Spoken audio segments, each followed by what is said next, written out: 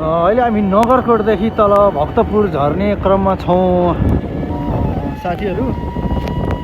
नगरकोटदेखि तल झर्ने बाटोमा यस्ता यस्ता खुट्टाहरू तपाईँको यो धेरै जुकाहरू पनि लाग्ने ठाउँ लेक पर्ने भएको हिसाबले यहाँ जुकाहरू पनि लगाइरहन् र पानी मात्रा पनि बढी आउने रहेछ यहाँनिर चाहिँ। हामी अहिले बाइक राइडिङमा माथि गएर तल झर्दैछौँ। यस्तो छ बाटो चाहिँ एकदम क्लिन छ, राम्रो छ सबै ठाउँहरूमा, तर अलिकति चिप्लोको पनि डर छ अहिले बर्खा मास भएको हिसाबले। सानो गाडीहरू पनि मजाले आएको छ। यहाँनिर चाहिँ माथि टावरबाट चाहिँ नि हेर्ने भनेको केही पनि देख्न पाएनौँ हामीले। सल्लाहघारीहरू असाध्यै राम्रो, साह्रै आनन्द आउने यहाँनिर आउँदाखेरि चाहिँ नि।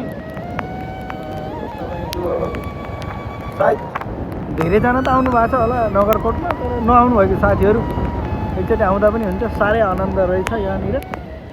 सेप्पा खानेर है, सेप्पा खानेर सेप्पा के हो हो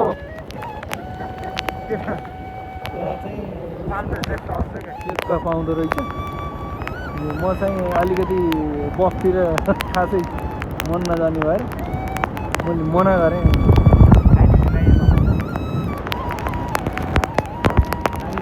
यस्तो छ बाटो चाहिँ क्लिन छ, तर देख्दा अरूबाट देख्दा चाहिँ धेरै डर लाग्दो क्या। यहाँनिर चाहिँ केही जनावरहरू चाहिँ एट्याक गर्ने हो कि भन्ने चाहिँ डर लाग्दो रहेछ।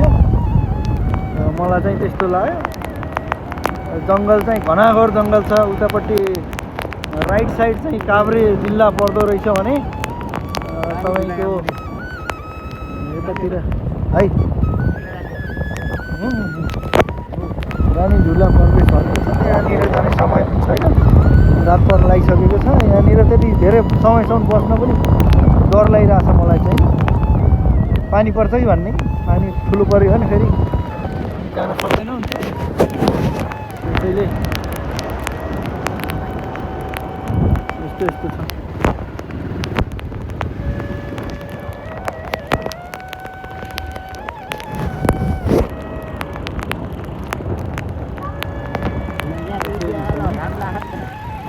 यतापट्टि चाहिँ राम्रो देखिन्छ क्या पानी पर्न। अलिकति भिडियो चाहिँ ब्लर आयो होला, तर पनि तपाईँहरूलाई धेरै धेरै धन्यवाद छ भिडियो हेर्नु भएको छ। यतापट्टि काठमाडौँ, धेरै काठमाडौँ चाहिँ थोरै मात्र पानीले अलिक धेरै डिस्टर्ब गर्यो। मैले चाहिँ यति बनाएँ।